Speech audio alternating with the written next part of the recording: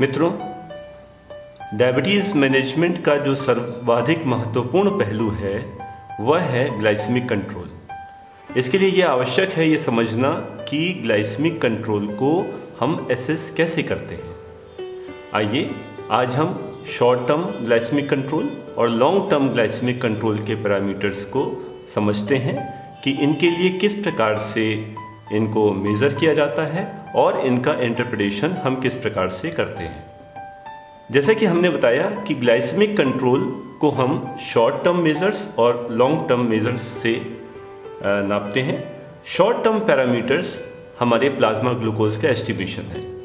यहाँ यह ध्यान रखना आवश्यक है कि प्लाज्मा ग्लूकोज का मेजरमेंट यूं ही कभी भी चलते फिरते नहीं कर लेना चाहिए।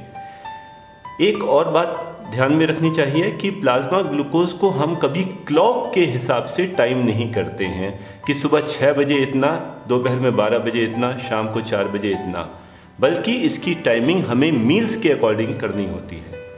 यदि हम दिन में 3 बार मील्स ले रहे हैं, सुबह का नाश्ता, दोपहर का खाना और रात का खाना, तो उनके हिसाब से हमें अपनी प्लाज्मा ग्लूकोज मेजरमेंट को टाइम करना होगा।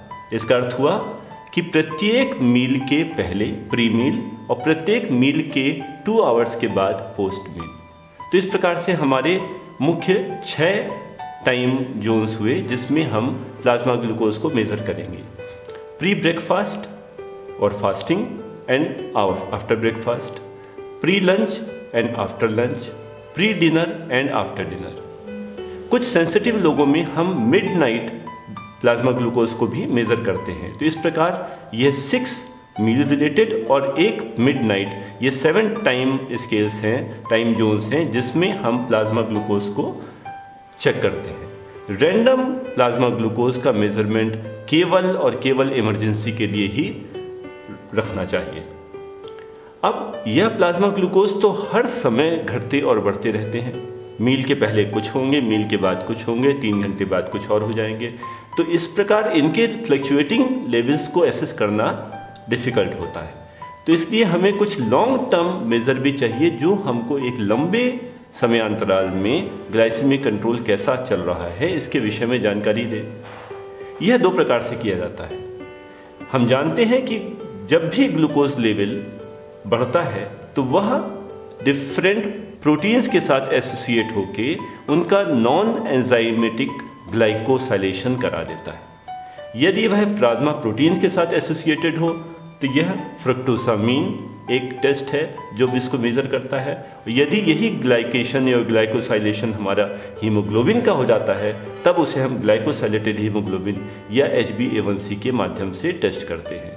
तो इस प्रकार यह फ्रक्टोसामीन और HbA1c या ग्लाइकोसाइलेटेड हीमोग्लोबिन, यह दोनों एक long term glycaemic measure control के मेजर्स हैं। अब यह ध्यान रहे कि फास्टिंग और पोस्ट प्रैंडियल या प्री मील और post meal plasma glucose values ये हमारे कई कारणों से घटती बढ़ती रहती है। हमने डाइट क्या ली है, एक्टिविटी कितनी की है, डाइट के पहले मेडिसिन्स ली हैं या नहीं ली हैं, उन मेडिसिन्स की डोज कितनी है। तो इन तीनों पैरामीटर में कोई भी changes in plasma glucose values को भी चेंज कर सकते हैं। तो इस प्रकार ये 3 फैक्टर्स हैं जो हमारी प्लाज्मा ग्लूकोज को प्रभावित करते हैं: डाइट, एक्टिविटी और मेडिसिन। खाना कम खाया या ज़्यादा खाया, plasma glucose values post prandial values कम हो जाएंगी या बढ़ जाएंगी। एक्टिविटी कम की, ग्लूकोज लेवल ज़्यादा होगा, एक्टिविटी ज़्यादा कर ली, ग्लूकोज वैल्यू कम हो जाएगा। मेडिसिन ली तो हमारा ग्लूकोज वैल्यूज़ उसके हिसाब से नॉर्मल होंगी, लेकिन अगर मेडिसिन लेना भूल गए या मेडिसिन लेने के बाद मेडिसिन और मील के बीच में पर्याप्त गैप नहीं रखा, उस केस में पोस्ट प्रैंडियल वैल्यूज़ दोबारा प्रभावित हो जाएंगी। तो इन 3 फैक्टर्स से हमारे पोस्ट प्रैंडियल वैल्यूज़ खास तौर से प्रभावित होती हैं। तो इस प्रकार हमको हमेशा यह ध्यान रखना है कि केवल वैल्यू घटी या बढ़ी देख के हम मेडिसिन में परिवर्तन ना करें। पहले यह पता करें कि यह टेस्टिंग जब कराई गई तो उस वक्त पेशेंट की कंडीशंस कैसी थी। आइए इसको विस्तार से समझते हैं। हमें अपने पेशेंट को यह इंस्ट्रक्ट करना है कि फास्टिंग प्लाज्मा ग्लूकोज देखते समय सुबह कोई मील ना लिए हो, कोई कैलोरिक इनटेक ना हो उसके पहले, और कोई मेडिसिन ना ली गई हो, कोई फिजिकल एक्टिविटी ना की गई हो। तो हमारी फास्टिंग प्लाज्मा ग्लूकोज तो without diet, without caloric intake, without medicine और विदाउट एक्सरसाइज होनी चाहिए। परंतु जब हम पोस्ट प्रैंडियल देख रहे हैं तो उसके पहले हमें ये री एम्फेसाइज करना है कि प्रॉपर मेडिसिन उस दिन ली गई हों, उसमें कोई भी घटाना या बढ़ाना ना किया गया हो, प्रॉपर मील्स ली गई हों। उस दिन हम स्पेशली खाना कम खा लें जानबूझ के, या टेस्टिंग चेक करने के लिए हम खाना ज़्यादा खा लें, कुछ मिठाई खा लें, यह खुराफातें नहीं करनी। नंबर 3, जो फिज़िकल एक्टिविटी जितनी रोज़ होती है उस दिन भी हम फिज़िकल एक्टिविटीज़ बराबर की गई हों, और इसके आधार पर जो हमारी पोस्ट प्रैंडियल वैल्यू आएगी वह हमें सही इन्फॉर्मेशन दे सकेगी।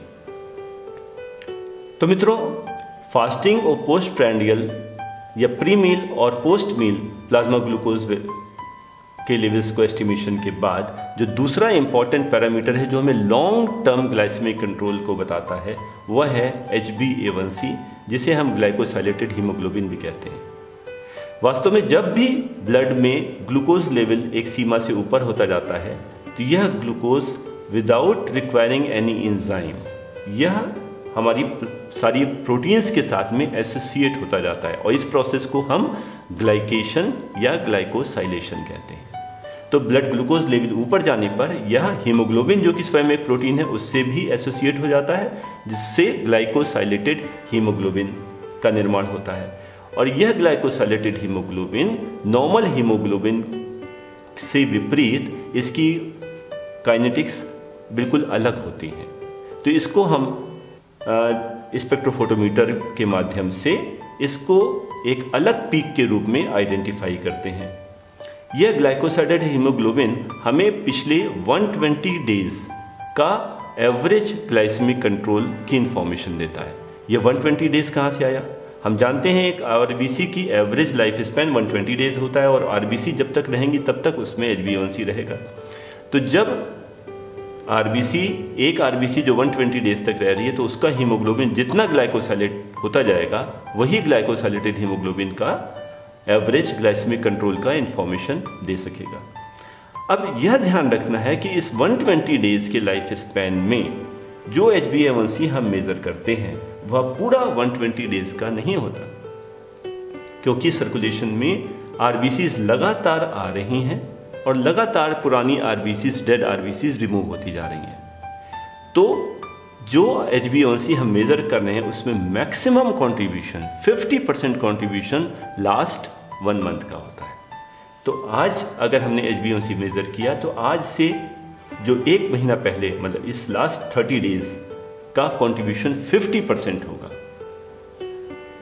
1 महीने के पहले, 1 से 2 महीने, मतलब लास्ट 30 डेज के पहले 30 to 60 डेज में अगर हम देखें तो उसमें से काफ़ी आरबीसीज ऐसी होंगी जो इस बीच में डिस्ट्रॉय हो चुकी होंगी। तो इसलिए लास्ट बट 1 मंथ का कंट्रीब्यूशन 25%, उसके भी पहले आज से 3 महीने पहले, 2 से 3 महीने पहले वाला जो लास्ट बट 2 मंथ्स का कंट्रीब्यूशन केवल 15% होगा, क्योंकि उस वक्त की काफ़ी आरबीसीज अब तक डिस्ट्रॉय हो चुकी होंगी। और अगर हम लास्ट 4th मंथ की बात करें तो उसका कंट्रीब्यूशन केवल 10% होगा। तो यहाँ यह ध्यान रखने की आवश्यकता है कि HbA1c यहाँ की, हालांकि हमें लास्ट 120 डेज का एवरेज ग्लाइसेमिक कंट्रोल बताता है, लेकिन उसमें मैक्सिमम कंट्रीब्यूशन लास्ट 1 मंथ का ही होता है। तो मित्रों, ये जानने के बाद कि हमें ग्लाइसेमिक कंट्रोल मेज़र करने के लिए हमें प्री मील और पोस्ट मील प्लाज्मा ग्लूकोज की आवश्यकता पड़ती है, शॉर्ट टर्म ग्लाइसेमिक कंट्रोल जानने के लिए, और लॉन्ग टर्म ग्लाइसेमिक कंट्रोल जानने के लिए HbA1c या ग्लाइकोसाइलेटेड हीमोग्लोबिन की। आइए हम लोग कुछ एग्जाम्पल्स के साथ में समझते हैं कि इन डिफरेंट वैल्यूज़ का इंटरप्रिटेशन किस प्रकार से किया जाता है। अब यदि किसी व्यक्ति का फास्टिंग पीपी वैल्यू 176 और 215 मिलीग्राम परसेंट हो और HbA1c 8.6% हो, तो हम इससे क्या समझते हैं? हम देख रहे हैं कि प्लाज्मा ग्लूकोज वैल्यूज़ बहुत ज़्यादा है, जो कि हमें तात्कालिक, इसी समय, इमीडिएट, रीसेंट ग्लाइसेमिक कंट्रोल को बता रही हैं। तो रीसेंट ग्लाइसेमिक कंट्रोल बहुत खराब है।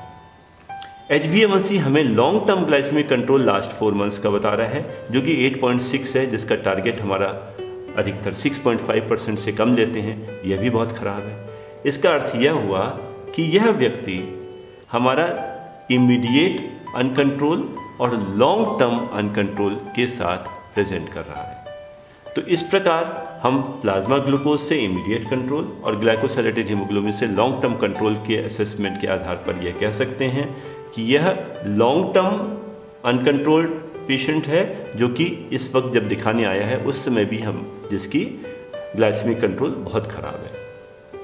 आइए एक दूसरे व्यक्ति को देखते हैं। इसकी फास्टिंग और post prandial plasma glucose values 106 और 145 मिलीग्राम परसेंट है। हम देख रहे हैं कि यह दोनों ही वैल्यूज़ हमारे टारगेट वैल्यूज़ के काफ़ी करीब है। तो इसका अर्थ यह हुआ कि immediate control, short term glycaemic control इसका बहुत अच्छा है।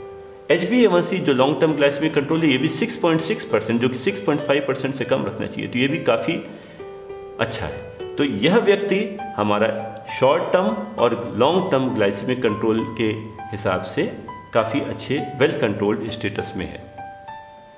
अब यदि कोई व्यक्ति फास्टिंग PP वैल्यूज़ तो उसकी एलिवेटेड हो, 176 और 215 मिलीग्राम परसेंट, और HbA1c वैल्यू 6.6% यानी गुड कंट्रोल हो। अब इसको इंटरप्रेट करना वास्तव में कभी कभी डिफ़िकल्ट हो जाता है। आइए इसको समझते हैं। यहाँ का अर्थ यह हुआ कि HbA1c बताता है लॉन्ग टर्म ग्लाइसेमिक कंट्रोल अच्छा है, परंतु प्लाज्मा ग्लूकोज बता रही हैं कि शॉर्ट टर्म ग्लाइसेमिक कंट्रोल खराब है। क्या कारण हो सकते हैं? इसका अर्थ यह हुआ कि यह patient long term glycaemic control के लिहाज से तो स्टेबल चल रहा था और काफ़ी अच्छा कंट्रोल था। कुछ ऐसा हुआ कि उसका रीसेंट ग्लाइसेमिक कंट्रोल खराब हो गया। यह कैसे हो सकता है? या तो रिसेंटली किसी तरह का डाइटरी या एक्सरसाइज नॉन कंप्लायंस आरंभ हो गया।